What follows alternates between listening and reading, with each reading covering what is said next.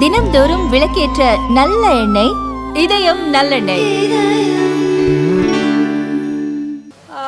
இந்திய கடல் பகுதிகளிலே ஒரு 3 சுழற்சிகள் ஒன்றாக காணப்படுகின்றன.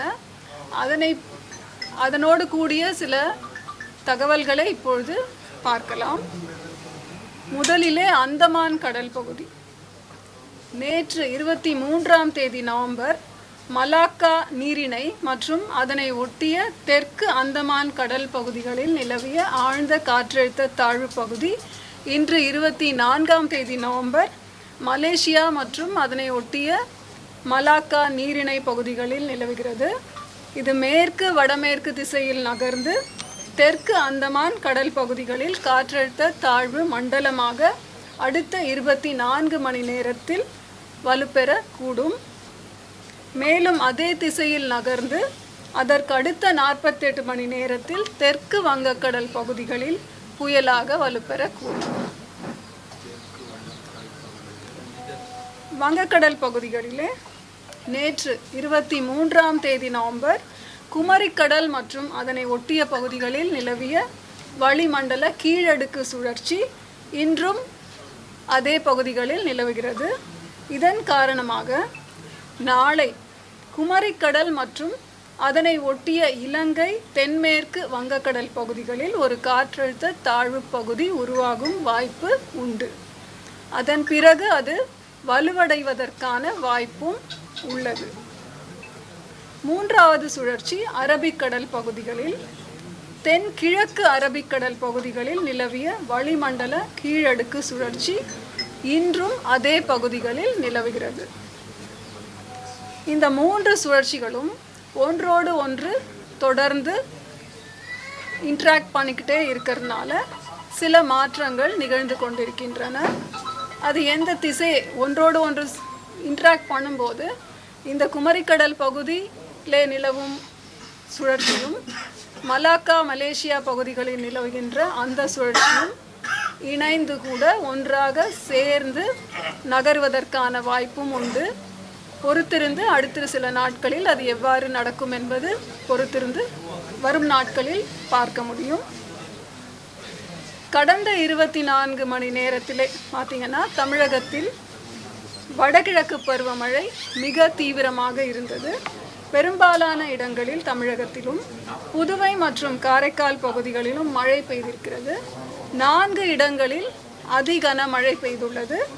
15 இடங்களில் மிக கனமழையும் 76 இடங்களில் கனமழையும் பதிவாகி இருக்கிறது. ஊத்து அதிகபட்சமாக 23 சென்டிமீட்டர் பதிவாயிருக்கு. 4 முக்கில் 22 சென்டிமீட்டர், காக்காட்சியில் 21 சென்டிமீட்டர். இது 3மே திருநெல்வேலி மாவட்டத்தில். அப்புறம் சேத்தியாத்தோப்பு கடலூரில் 21 சென்டிமீட்டர். வடகிழக்கு பருவமழை சீசன் அப்படின்னு பார்த்தோன்னா 1 அக்டோபர்லேருந்து 24 நவம்பர் வரைக்குமான காலகட்டத்தில் இந்த பீரியடுக்கு நமக்கு இயல்பு மழை 33 சென்டிமீட்டர், இன்று வரை பதிவான மழை அளவு 34 சென்டிமீட்டர், இயல்பிலிருந்து +5% அதிகமாக தமிழகத்திற்கும் புதுவை மற்றும் காரைக்கால் பகுதிகளுக்கு பதிவாகி இருக்கு. மாவட்ட வாரியாக பார்த்தோன்னா லார்ஜ் எக்ஸஸ் என சொல்லப்படுவது தென்காசி மற்றும் திருநெல்வேலி மாவட்டம். குறைவான மழைப்பதிவுன்னு பார்த்தீங்கன்னா ஒரு 7 மாவட்டங்கள் திருப்பூர், கரூர், திண்டுக்கல், சேலம், பெரம்பலூர், செங்கல்பட்டு மற்றும் சென்னை ஆகிய 7 மாவட்டங்கள் டெஃபிஷியன்ட் ரெயின்ஃபால். அப்போ அடுத்து வரும் நாட்களுக்கான கனமழை எச்சரிக்கை குறித்து இப்பொழுது பார்க்கலாம்.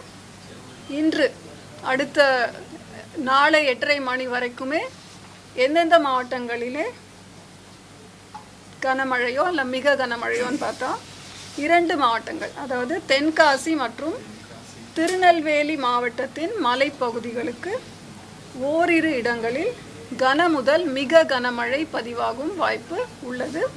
ஆரஞ்சு அலர்ட் இந்த 2 மாவட்டங்களுக்கு தரப்பட்டிருக்கிறது. ஏனைய தென் கடலோர மாவட்டங்கள் மற்றும் டெல்டா மாவட்டங்களுக்கு கனமழை எச்சரிக்கை விடப்பட்டுள்ளது. நாளை 25ஆம் தேதி நவம்பர் 4 மாவட்டங்கள் தென் கடலோர மாவட்டங்கள் கன்னியாகுமரி, திருநெல்வேலி, தூத்துக்குடி மற்றும் ராமநாதபுரம் கனமழை எச்சரிக்கை தரப்பட்டுள்ளது. 26ஆம் தேதி நவம்பர் தென் கடலோர மாவட்டங்கள் மற்றும் டெல்டா மாவட்டங்கள் 7 மாவட்டங்கள். 27ஆம் தேதி தூத்துக்குடி, ராமநாதபுரம், புதுக்கோட்டை, தஞ்சாவூர், திருவாரூர், நாகப்பட்டினம் இங்கு கனமழை. மற்ற மாவட்டங்களிலே இடியுடன் கூடிய மழை, லேசானது முதல் மிதமான மழை பெய்யும் வாய்ப்பு உண்டு இந்த 4 நாட்களுமே.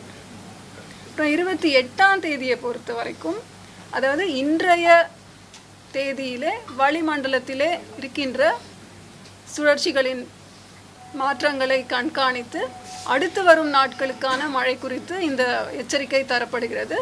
நாளை எப்படி அது மாறும், அந்த மாற்றங்களுக்கு ஏற்றாற் போல இந்த கனமழை எச்சரிக்கை குறியீடு செய்யும் மாவட்டங்கள் சிறிது மாறும் வாய்ப்பு உண்டு. ஸோ அதன் அடிப்படையில் 28ஆம் தேதிக்கு 3 மாவட்டங்கள் மற்றும் காரைக்காலுக்கு மிக கனமழை, அதாவது ஆரஞ்ச் அலர்ட் விடுக்கப்பட்டுள்ளது. அதுவும் டெல்டா மாவட்டங்கள் தஞ்சாவூர், திருவாரூர், நாகப்பட்டினம் மற்றும் காரைக்கால். 29ஆம் தேதி வட கடலோர மாவட்டங்கள் 7 மாவட்டங்கள் மற்றும் புதுச்சேரிக்கு மிக கனமழைக்கான எச்சரிக்கை நிர்வாகத்திற்காக ஆரஞ்ச் அலர்ட் இந்த மாவட்டங்களுக்கு தரப்பட்டிருக்கிறது.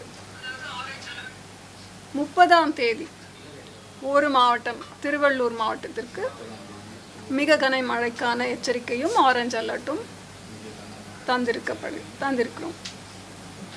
அப்புறம் மீனவர்கள்னு பார்த்தீங்கன்னா, மீனவர்களுக்கு இன்றோடு ஆழ்கடலில் சென்றுள்ள மீனவர்கள் உடனே கரைக்கு திரும்புமாறு அறிவுறுத்தப்பட்டிருக்கிறார்கள்.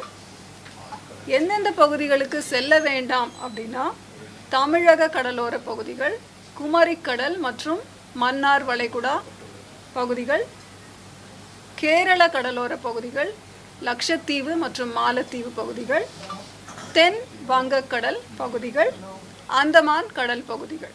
இந்த பகுதிகளுக்கு அடுத்து வரும், அதாவது இன்றிலிருந்து 29ஆம் தேதி வரை மீனவர்கள் இந்த பகுதிகளுக்கு செல்ல வேண்டாம் என்று அறிவுறுத்தப்பட்டிருக்கிறார்கள்.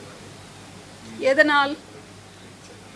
முதல் 2 நாட்கள், அதாவது 24, 25 நவம்பரில் சூறாவளி காற்று கடற்பகுதிகளில் 35 முதல் 45 கிலோமீட்டர் வேகத்திலும் இடையிடையே 55 கிலோமீட்டர் வேகத்திலும் வீசக்கூடும்.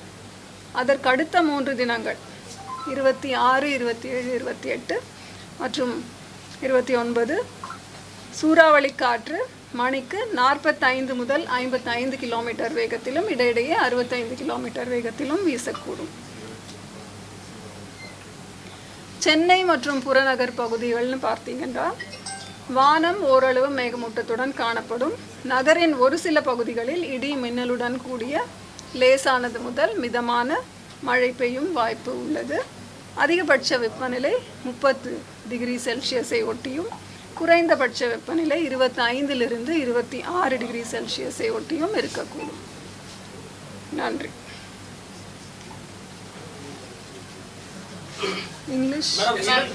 அதிக கனமழை எச்சரிக்கை வந்துட்டு தென் மாவட்டங்கள்ல நமக்கு சில நாட்களாக கொடுக்கல. பட் கடந்த 2-3 நாட்களாகவே தென் மாவட்டங்கள்ல அதிக கனமழை அப்படிங்கிறது பதிவாகி வருகிறது.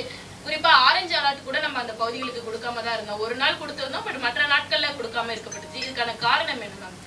தொடர்ந்து இந்த பிரச்சனை இருந்துட்டு தான் இருக்கு. அதாவது மிக கனமழை எச்சரிக்கை தருவோம்.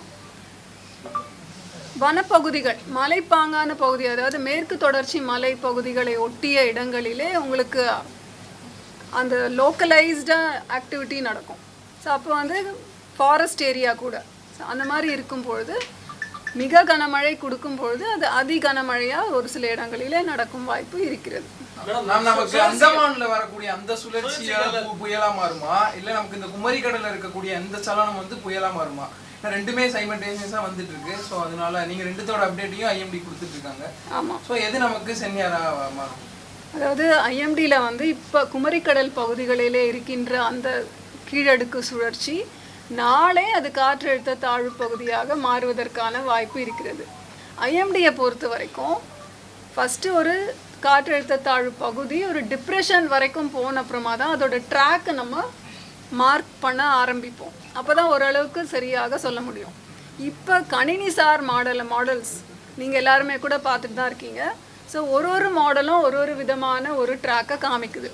ஸோ அப்போ வந்து இந்த 3 சுழற்சிகளும் ஒன்றோடு ஒன்று தொடர்போடு அந்த மேலடுக்குகளிலே சில மாற்றங்கள் நிகழ்வதனால் இந்த மலேசியா மற்றும் தெற்கு அந்தமான் கடல் பகுதிகளிலே இருக்கின்ற சுழற்சி அது முன்னேறி நகர்ந்து இந்த சுழற்சியோட குமரிக்கடல் பகுதி சுழற்சியோட சேர்ந்து இணைந்து மற்றொரு சிஸ்டமாக அது வந்து மூவ் ஆகுமா அப்படின்றத நம்ம பொறுத்திருந்து தான் பார்க்கணும்.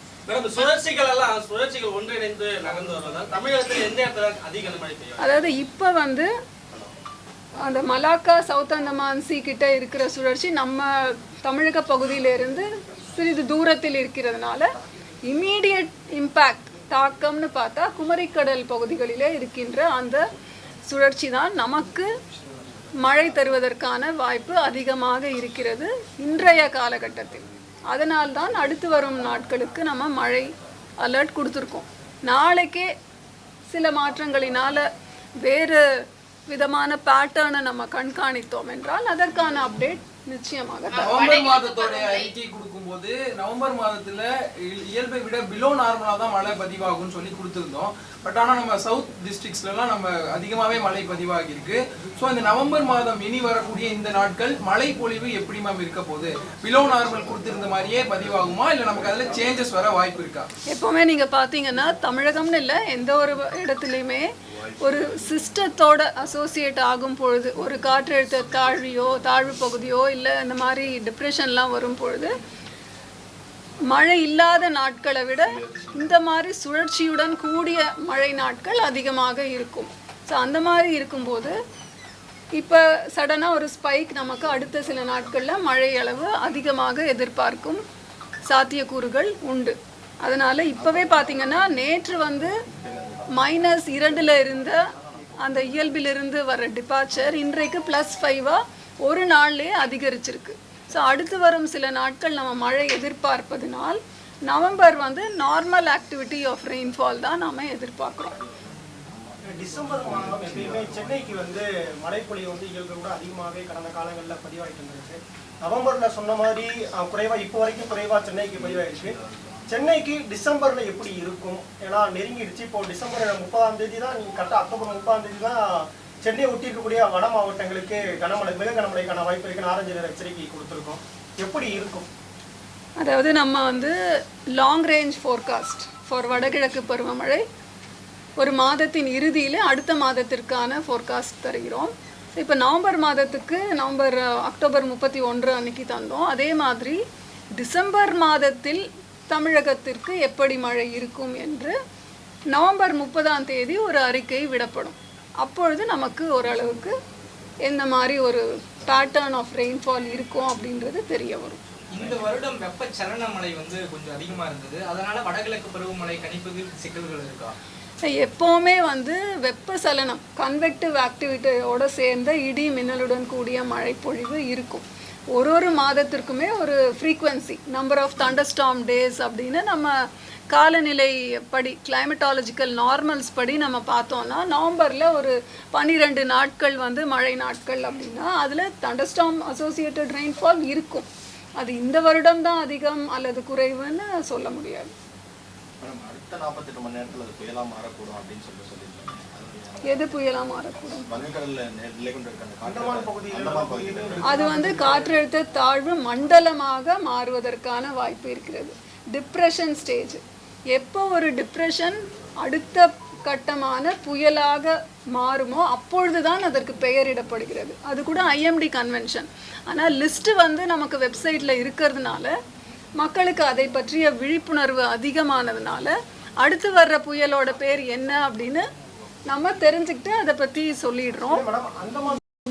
புயலா மாறுறதுக்கான வாய்ப்புகள் இருக்கு. அதுதான் இப்போ சொன்னது. இன்றைய தேதிக்கு அது காற்றழுத்த தாழ்வு மண்டலமாக மாறும் வாய்ப்பு இருக்குன்னு சொன்னோம்.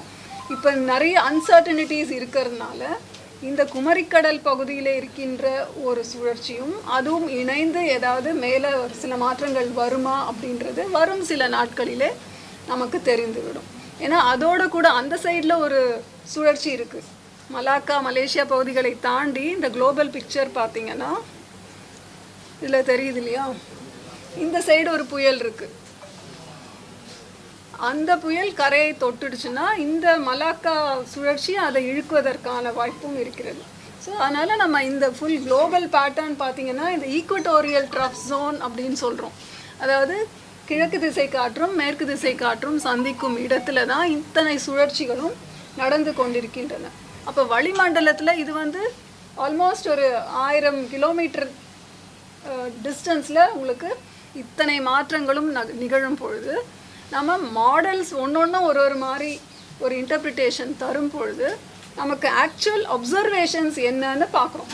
அது நமக்கு இப்போ அப்பர் ஏர் அப்சர்வேஷன் அப்படின்னா 0 UTC 12 UTC தான் உலக அளவில் எடுக்கிறோம். அதை வைத்து நமக்கு அந்த சுழற்சிகளை குறித்த ஒரு தகவல் கிடைக்கும். கடலின் மேல் நமக்கு விண்ட்ஸ் எப்படி இருக்குது அப்படின்றது செயற்கைக்கோள் மூலமாக நமக்கு கிடைக்குது.